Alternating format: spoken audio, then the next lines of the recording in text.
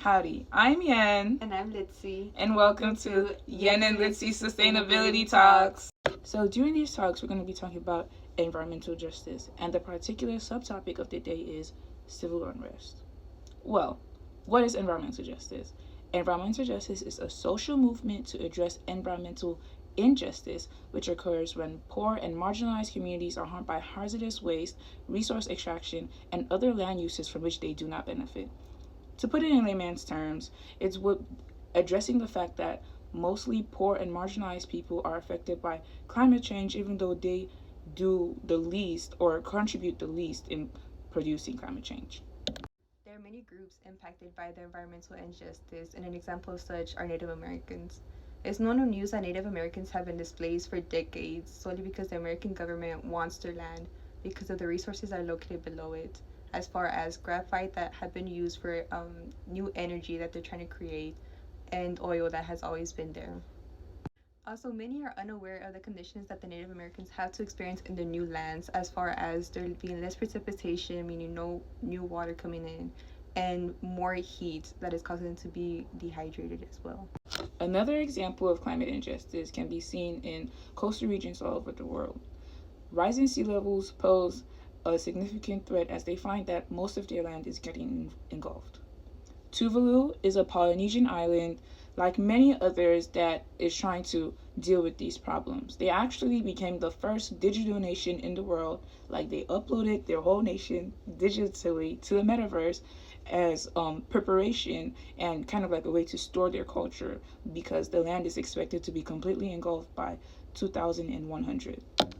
Another country facing the harsh impacts of rising sea levels is Bangladesh. The sea level rise has already caused 500,000 citizens of the Boer Islands to be displaced. Bangladesh has actually been dubbed the ground zero of climate change, as it continues to face harsh conditions as an effect of environmental injustice. And of course, without a doubt, this is causing civil unrest. These conditions result in massive emigration out of these nations. Next, we're going to watch a video about climate refugees. Yo dejo 3 niñas. Dejo una niña de 4 años y dejo un especial de 12 años y una de 16 años. These Honduran refugees, it ended shortly after it began in a violent clash when Guatemalan authorities broke up the caravan at the border. But these migrations... Okay, let's bring it close to home a little bit. It is no secret that certain regions of the world are more liable to the effects of climate change. These regions being Africa, South America, Central America, and South Asia. Central and South America specifically have been berated by a series of tropical cyclones, and then contrasting extreme droughts that have been absolutely demolishing their agriculture as well as their homes. Their agriculture is a big part of their economy, as most of these people are farm workers. This has been forcing immigration out of the country and further up north, for example, to the United States. Okay, break guys. The code word for today is migration. Next, we're going to show you a graphic by the New York Times showcasing possible immigration patterns due to climate change in Central and South America.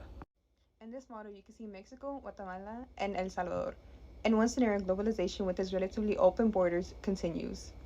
As the climate change continues, drought and food insecurity will cause the residents of Mexico and Central America to move out of the countryside. Millions then seek relief in big cities, causing increasingly overwhelming urbanization. They then move farther to the north, pushing the largest number of migrants towards the United States. In this next scenario, America hardens its borders and the people are turned back. In this case, population surges, poverty rate deepens, and birth rate rises, and hunger grows, all with hotter weather and less water. That version of the world leaves tens of millions of people with less options, more desperate, and trapped.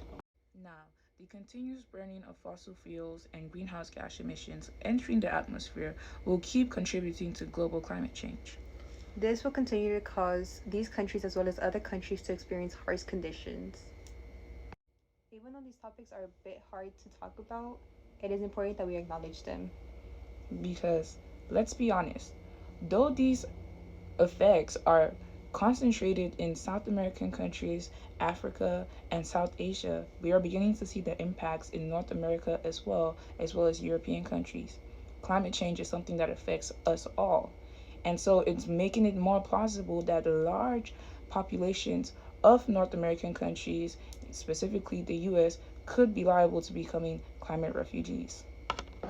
We just want to say thank you for watching, guys. And remember, it is important that we take action now so we can secure a more healthy and sustainable future for all of us. Bye. Bye.